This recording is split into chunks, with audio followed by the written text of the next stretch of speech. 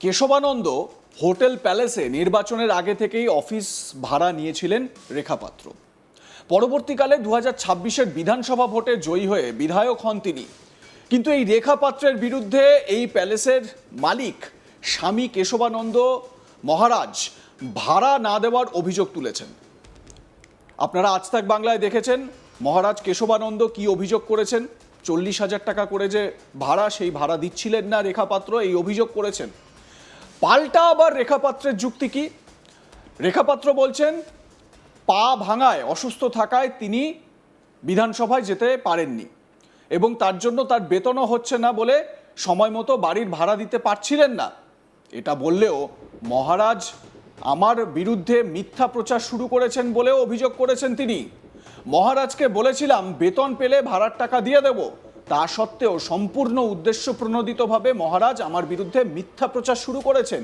এছাড়া রেখা পাত্র আরও বিস্ফোরক অভিযোগ তুলেছেন কেশবানন্দ মহারাজের বিরুদ্ধে।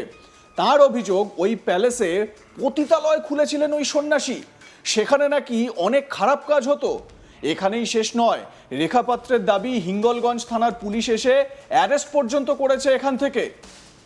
তো বিজেপি বিধায়ক রেখা পাত্র কি বলছেন কেশবানন্দ মহারাজের বিরুদ্ধে, শুনুন। যে আমার বিরুদ্ধে তৃণমূল থেকে দাঁড়িয়েছিলেন হাজিরুল ইসলাম, সেই হাজিরুল ইসলামের কাছ থেকে জানি না উনি, আমি অতটা ঠিক জানি না, কিন্তু অতদিনের কথা, আমি অতদিন তো রাজনীতিও ছিলাম না, আমি ভেতরে ভেতরে যতটুকু খোঁজ নিয়ে আমি জানি যে এই টাকাটা ওনার থেকে কোনো একটা সূত্রে উনি নেন। কোনো একটা এর ভিতরে একটা প্ল্যানিং ছিল, কোনো একটা বদমাইশি যুক্তি ছিল। এমনকি এখানে টাকাটা নিয়েছেন ওনার থেকে, নিয়ে এই প্যালেসটা তৈরি করেন যেটা বৃদ্ধাশ্রম হবে, সেখানে পতিতালয় খুলে বসেছিলেন। এটা পতিতালয় খুলে বসেছিলেন। এখানকার সাধারণ মানুষ কিন্তু বিভিন্নভাবে আন্দোলন করেছিলেন, হ্যাঁ, বিভিন্নভাবে আন্দোলন করেছিলেন। করার পরে উনি অ্যারেস্টও পান। এবং এখানে কি হতো, এখানে পতিতালয় খোলার পরে এখানে কি কি হতো, কি কি কার্যকর এখানে হতো, কি কি মানে কি বলবো, অশ্লীল ভাষা বেরিয়ে যায়। এগুলো তো কথাগুলো তো ভদ্র কথা নয়। অতএব এখানে কি কি হতো স্বয়ং হিঙ্গলগঞ্জ থানার পুলিশ এসে অ্যারেস্ট করে। অতএব এখানে কি কি হতো স্বয়ং হিঙ্গলগঞ্জ থানার পুলিশ এসে অ্যারেস্ট করেন। তারপরে আমরা জানার পরেও আমরা এটা যেহেতু নিয়ে ফেলেছি, ছাড়া সেই মতো আমাদের ছাড়া যায় না, আর যেহেতু আমাদের এগ্রিমেন্টও হয়ে গেছিল। এবার যে 70,000 টাকার কথা বলছেন, আমার জন্মদাতা বাবারও ক্ষমতা নেই 70,000 টাকা দিয়ে একটা পার্টি অফিস ভাড়া নেবে কিংবা একটা ঘর ভাড়া নেবে, বুঝলেন। এবার আমি যেহেতু দল দিয়েছিল, কেশবানন্দ মহারাজকে আমি বললাম। তারপরে আমরা যখন দেখছি যে সেই তো আমাদের আবার আর একটা ঘর ভাড়া নিতে হবে, তো এখানে যখন আছি তখন একবার মহারাজের সাথে কথা বলে আমরা যদি এখানে যদি 5 বছর না হোক, আমরা যদি 1 বছর থাকি কি 2 বছর থাকি, আমরা ভাড়াটা হিসেবে থাকবো, ভাড়া দিয়ে যাবো, এরকম ভাবে ওনার সাথে কথাটা হয়। এবার উনি সেখানে বলেন যে না, নিলে আমার পুরো যতটুকু জায়গা জমি আছে ঘর সম্বন্ধে সবটা নিতে হবে, আমাকে 40,000 টাকা দিতে হবে। আমি নিজে মহারাজের সাথে কথা বলি যে 40,000 টাকা নিয়ে আমি 40,000 টাকা দেবো কি করে, আপনি 30,000 টাকা করে নিন, যেহেতু আপনি তো এখানে, আমি তো শুনেছি যে আপনি 30,000 টাকায় তো আপনি লিসে দিয়েছিলেন পতিতালয় খোলার জন্য। আমি এই কথা বলিনি যে পতিতালয় খোলার জন্য, আমি বলছি আপনি তো 30,000 টাকা করে এটা আপনি লিসে দিয়েছিলেন। টোটাল আপনার সয় সম্পত্তি এখানে যতটুকু আছে, 4 বিঘা আছে কি 10 বিঘা আছে আমার তো জানা নেই। আমার থাকাটা নিয়ে কথা, আর আমার অফিস চালানো নিয়ে কথা। স্থানীয় বিধায়কের নামে অপপ্রচার করা হচ্ছে সোশ্যাল মিডিয়ায়। এর প্রতিবাদে রাস্তায় নেমে বিক্ষোভে সামিল বিধায়কের অনুগামী তথা স্থানীয় বাসিন্দাদের একাংশ। সোশ্যাল মিডিয়ায় যিনি বিধায়কের নামে অপপ্রচার করেছেন, সেই কেশবানন্দ মহারাজের গ্রেপ্তারের দাবিতে রাস্তা অবরোধ করে বিক্ষোভ দেখান বিজেপি বিধায়ক রেখা পাত্রের অনুগামীরা। এই ঘটনা বসিরহাটের হিঙ্গলগঞ্জের। যে বিধায়কের নামে সোশ্যাল মিডিয়ায় অপপ্রচার চালানো অভিযোগ উঠেছে তার নাম রেখা পাত্র, আগেই বললাম। আর যিনি এই অপপ্রচার চালিয়েছেন বলে অভিযোগ, সেই কেশবানন্দ মহারাজের গ্রেপ্তারি চেয়ে পথে নেমেছেন মানুষ। দেখুন তারা কি বলছেন। স্কুল মিশন বৃদ্ধাশ্রম বানানোর নাম করে যে ব্যবসায় লিপ্ত কেন বন্ড মহারাজ জব চাই, স্কুল আকাশ মন্ডলের পুলিশ সাজা চাই,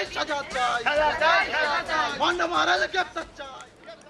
তো এরকমই এক বিক্ষোভকারী কার্তিক মণ্ডল কি বলছেন, শুনুন।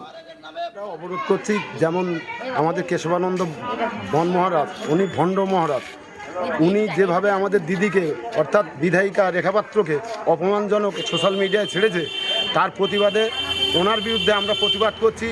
বা ওনার যে আরও কীর্তিকলাপ, এই যে ফটোটা দেখতে পাচ্ছেন, এই ছেলেটাকে দীর্ঘদিন ধরে ব্যবহার করেছে, লক্ষ লক্ষ টাকা উনি এর থেকে আদায় করেছেন।